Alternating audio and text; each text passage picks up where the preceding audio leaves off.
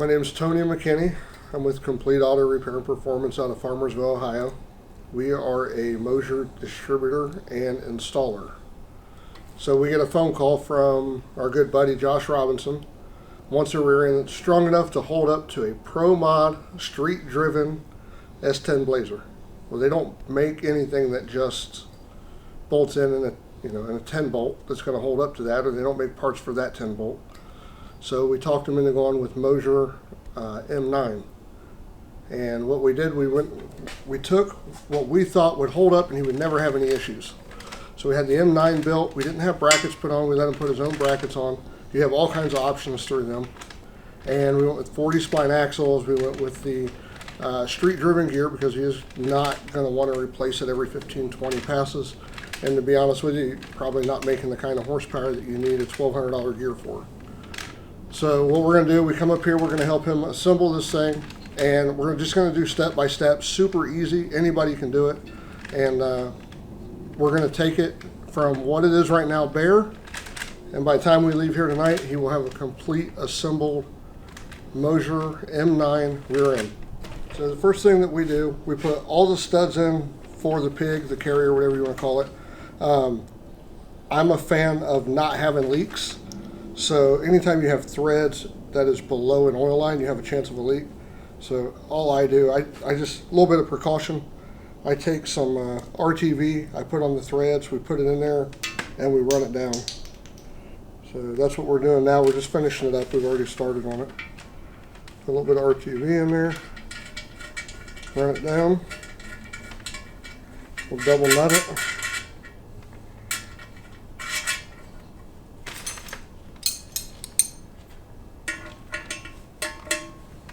We'll just run it down until it stops.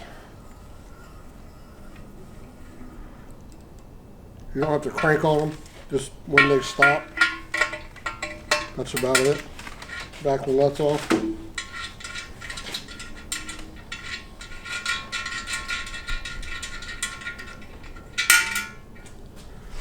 And all the studs are in. Now, one thing that you want to do anytime you're dealing with any part that you're assembling, you'll get all kinds of debris inside the housing from manufacturing. And whether it's weld slag or just dirt and debris or what it is, make sure you clean these housings out really good. That grit will tear a gear up. So just make sure that you always clean these housings. We're going to do that right now.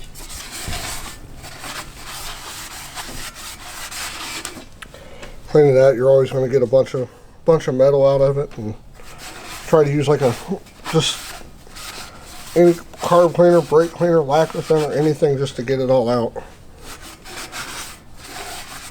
Run them through the axle tubes.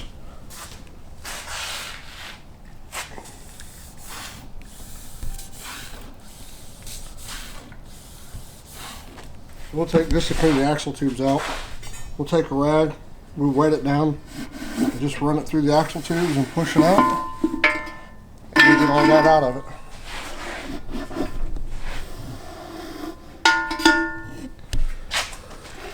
So with what we ordered, we had a Moser aluminum through bolt case with the 5-bolt pinion support, and we got a 373 gear for it. This should be more than enough to run what he's running. We run this exact same casting in our big tire car, and we don't have issues with it. So these are proven indestructible. They just work. So we're going to install this third member, and right now we're one of the very first ones to get a low dollar 16 tooth drive shaft tone ring, so that we can put a sensor on it. We can monitor drive shaft RPMs. Right now we're waiting on it. It's just getting released, so it should be here any day. I wanted to have it for this install, but like I said, it's just getting released, and we're going to be the first ones to have one. So if you guys get a chance, Brandon Low Dollar has really stepped his game up in sensors and like tone rings. Just go to his website and check him out. The guy does just about anything, reasonable prices and phenomenal parts. We run all of his shock sensors, drive shaft sensors. map sensor, boost pressure sensor, anything we can get from him, we get from him. So if you get a chance, make sure you go check him out. But we're going to install this third member and see if we can't start making a rear end out of this thing.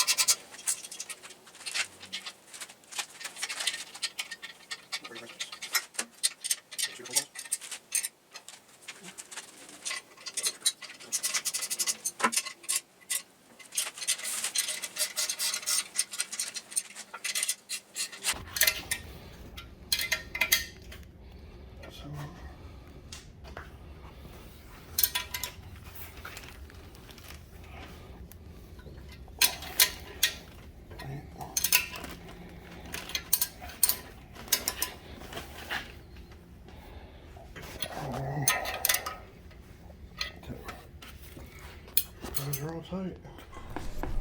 Obviously we opted for 5/8 studs. We got a big monstrous rear end, 40 spline axles. We don't want these to be the weak link. So we got screw in 5/8 studs for it. Only way this thing's going to break is from weight. Now if we can get the driver to lose a little bit, we'll be happy.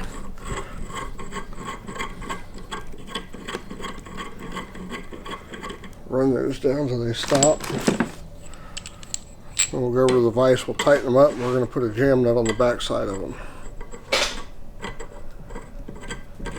We got these all hand tight. What we'll do, we'll snug them. They'll stop. Don't crank on them because then you're just going to tear the stud up and then you're going to have to file it. Snug them up. Take the impact. Run the jam nut down. Just do that to every one of them.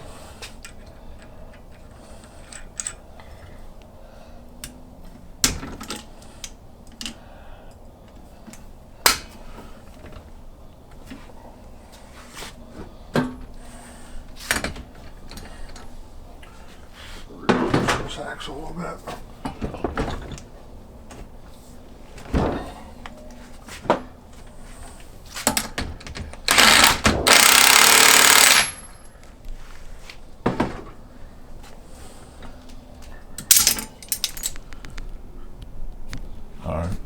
So now what we're going to do, we got these oil seals that go inside the end of the housing. I put a little RTV in there. It helps it slide in. It also helps keep it from leaking past the outside, which anybody who's ever installed these knows that these seals don't really work unless you put something around them. So we'll put it in there with our fingers. We'll kind of seat it a little bit where it's square, and then we're going to take our seal driver. We're going to put it up flat against there. We're going to tap it in lightly with a hammer until it seats flush, and you'll kind of hear it dead stop. And it should be flush because there's a stop that's all the way around the axle.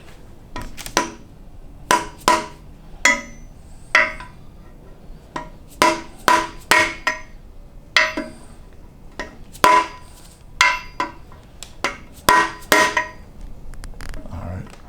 So now we're going to take our axles that we just assembled, put a little bit of RTV around this oil seal that we have on the axle. Just smear a little bit on there. Helps us a couple things. Keeps from tearing the seal as it goes in, and it helps it seal. So we've got two different size axles. The small one will fit in either hole. The big one will fit only on one side. And we have an issue. You have 40 spline axles. Look at this. I totally forgot. Guess what you don't use with 40 spline axles?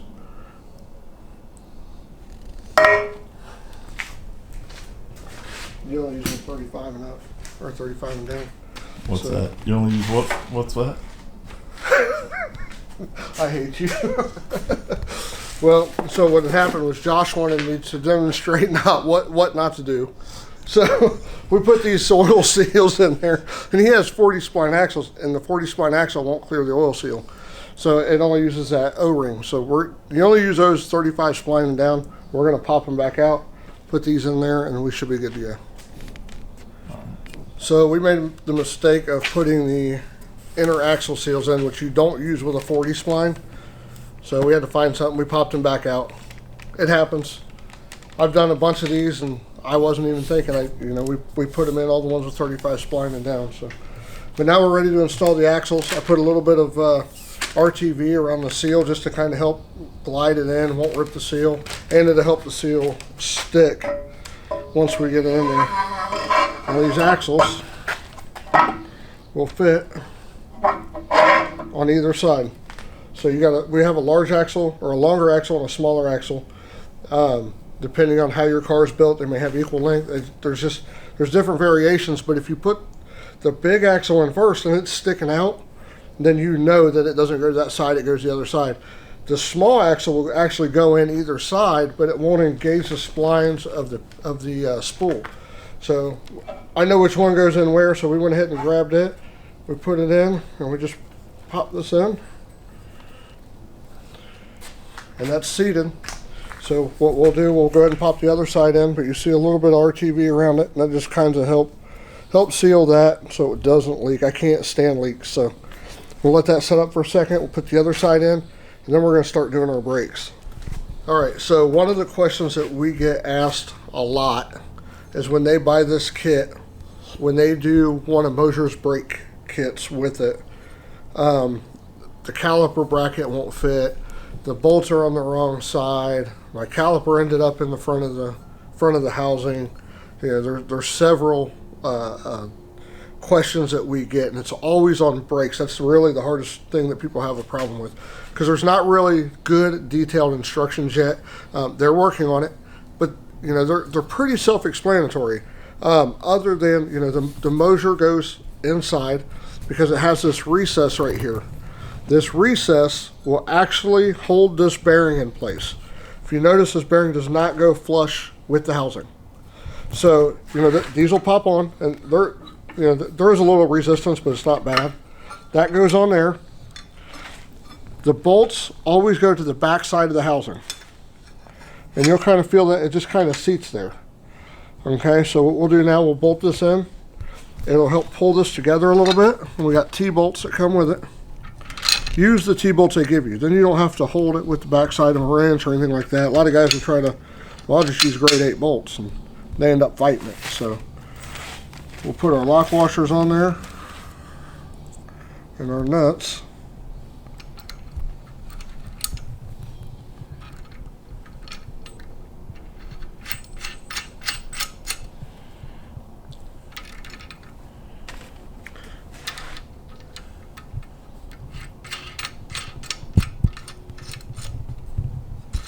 Not like that all right down yet. We get these in.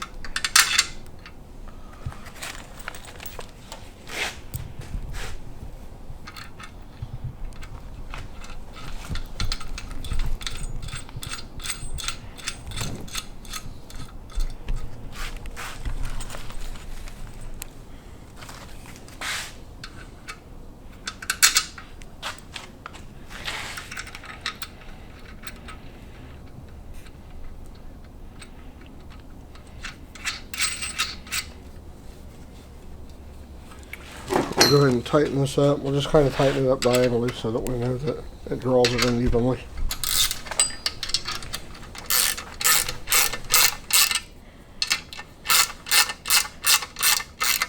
pulls the axle the rest of the way in.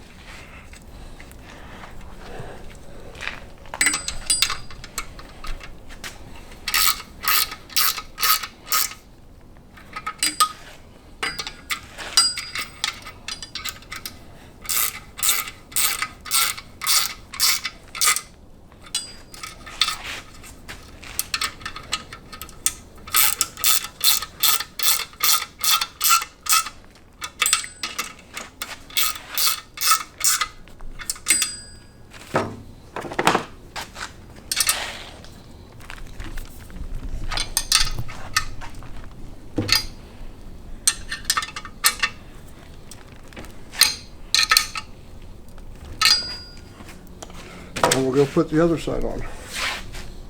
So for this kit, we're going to use Moser's.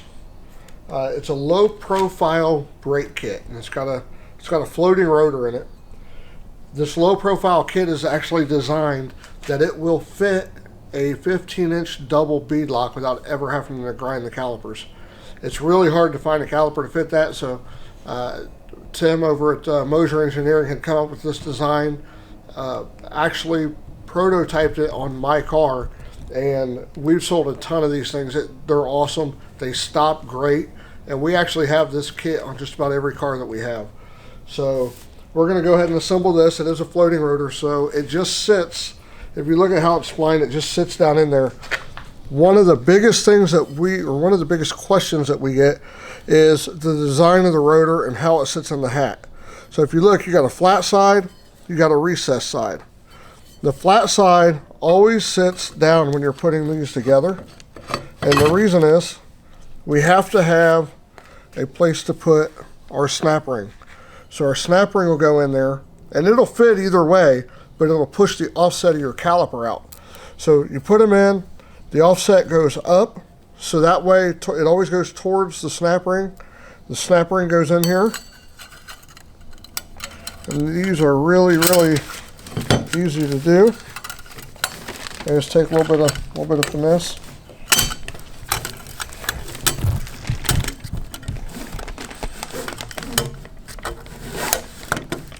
And once you get it in there, you can actually take, because it'll bow the edge of it up, you can actually take a hammer and just kind of tap it in around there. So let me grab a hammer. Take a little small hammer here where it starts. And you'll see it just kind of start going in there.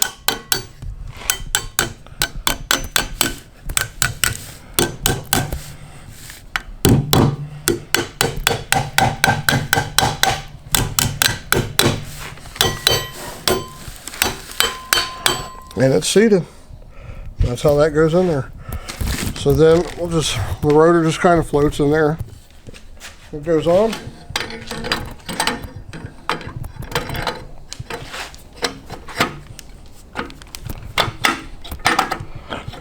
And then the next thing we'll do, we're going to get this set up and we'll position our caliper. Now when we go to put the caliper on, what we want to do, we kind of want to put this in here. We'll put a spacer on there to hold it. We'll put the caliper on there dry, meaning no pads. That way we can actually see where the center of it is, and it has equal length on all four pistons. So we'll get our spacers, we'll put those on there, we'll hold this up against there, and then we'll space out our caliper. All right, so what we did, we took our spacers and the nut, and we tightened them down, just hand tight, just to keep the rotor still. These calipers are universal, meaning that it can go on the left or right hand side. It doesn't really matter. It's got bleeders on all four corners. You always bleed from the top, so it doesn't matter which side they go in. And they come with these spacers. So what you want to do is you're going to take this caliper and you're going to bolt it up here. And you want the caliper or the rotor to ride right dead center of where the braking point is on the caliper. So that's our goal, is to see if we can get as close to that as we can get it. And don't just assume because, you know, one side takes 2 washers, the other side's going to take 2 washers. Make sure you check each individual one. So we're going to tighten this down. We're going to see what it takes. Now if it ends up taking any spacers, usually they go in between here, and that'll push the caliper out if you need to, if it's too far outward. But it looks like this one is dead center. Well, they did a good job on that one, didn't they? What that does, it keeps one side of the piston pushing or wearing like an inside pad if it's too tight or, you know, anything like that. So tighten it. Everything looks good on it. So we're going to set our brakes down in there and see what it looks like. They got these little clips, they pop out. Then these pins pop out, so it makes replacing brake pads really, really easy. You gotta ever do that. So pop those out. We're gonna grab these pads, and here is where sometimes you'll buy these pads, and these are actually designed flat. So Moser, if you're gonna buy a low profile kit, will actually grind that metal off for you, okay? If you get one that's flat and one that's not, the side that is not flat and is curved like that already goes to the outside, and it keeps from tearing that hat up. If it's flat, it hits the hat, and then it puts a big groove in on the outside of that hat. So we'll put these in, and they'll slide in. Put this one in, the sides in. And that looks about perfect. I'm happy with that, so we'll go ahead and start putting these pins in. Put that in.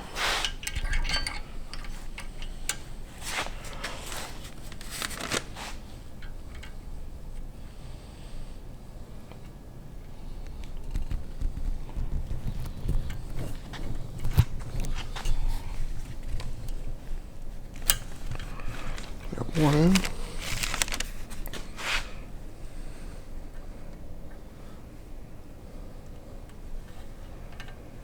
So we'll go up with it. That one's in. And that's done. If you look in here, you can see that the caliper is actually closer than what the pad is. So they did their job in grinding the pad down. It's not going to hit. There shouldn't be any scarring there. This one didn't need any spacers at all. It's dead even. This side is complete. Now we're going to move on the other side and we'll finish this rear end up. He can install it and then put fluid in it. So as simple as that. Now we have a completed M9 ready to bolt in. And I think Josh will have fun with this. It should live forever. If he does have any issues, he knows who to call. So, but this is a completed assembly, and it sure is pretty. They do really good work there, and they hold together. So, let's see what this thing will hold. And if somebody wants to order one from you, how they get a hold of you to buy one? If anybody wants to order one, they can call me at the shop. We're at Complete Auto Repair and Performance in Farmersville, Ohio. And if you pick it up from my shop, it is free shipping to my shop. So, you know, we're in Ohio. If you want to have it shipped to you or drop shipped to you, we can do that as well. We do periodically offer a racer discount, especially through the holidays, just to try to help people out. But you can get a hold of us. Our phone number is 937-696-5041. Just call and ask for Tony, or leave them leave my secretary, my wife, a message on what you're looking for. If you have a custom order application, we'll help you get the measurements that you need. That way we can make sure you get the right parts that you need the first time.